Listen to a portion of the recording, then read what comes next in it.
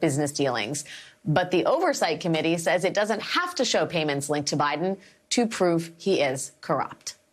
Joining me now is Claire McCaskill, former Democratic senator from Missouri. Claire, thank you for being here. I am trying to make sense of my position here, because on one hand, it seems so obvious that they haven't actually gotten into the substance of these very incendiary claims they're making about the Biden family. And then another part of me thinks, at your own peril, ignore the machinations of the right wing. Where do you stand on this?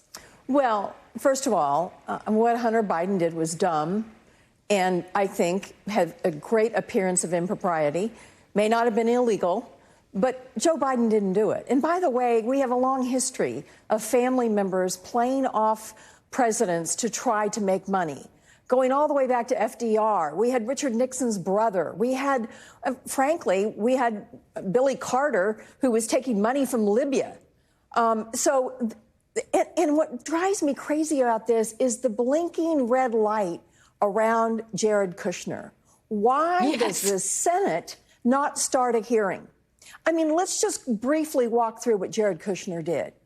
He was put in to run a huge portfolio in a government where he had no experience.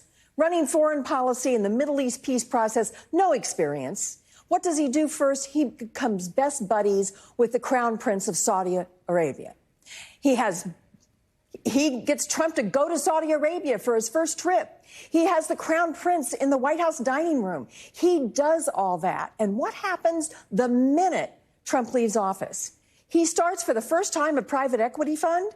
He goes over and asks the Crown Prince for $2 billion.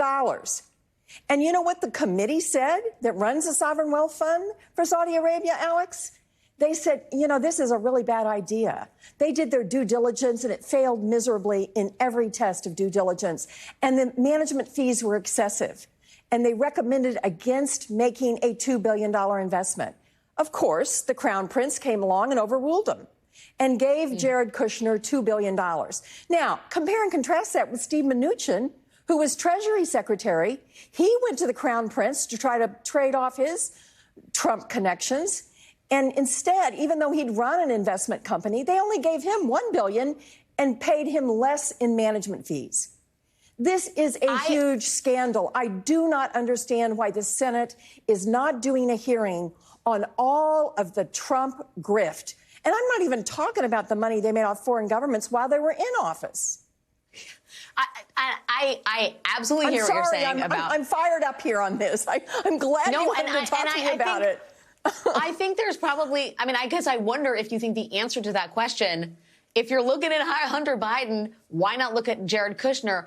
Is the reason Democrats, for example, are not leading the charge on that is because there's a tacit acknowledgement in it that what Hunter Biden was doing was sleazy, if not illegal, and that Democrats, maybe in large part in deference to the White House, are loath to do that. Do you think that that's factoring in here? Is that part of the strategy in not touching Jared Kushner? I don't understand that strategy. That's a good way to make every headline about Hunter Biden and have everybody forget what the Trump family did. Massive grift while they were in office, and even bigger grift, trading off the influence of the name Trump after they got out of office. So I really think that what Hunter Biden did, I disagree with what he did.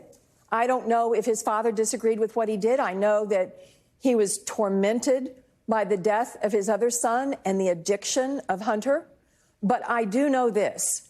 I know that the more we give them an open playing field to try to pretend like Joe Biden did something wrong because of what Hunter did, the bigger mistake we make. We need to explain to the American people, first, that Joe Biden did nothing wrong. They have no evidence that he did anything wrong. And secondly, hey, don't look over here. Look at the real sleaziness that occupied the White House the last time Republicans were in charge.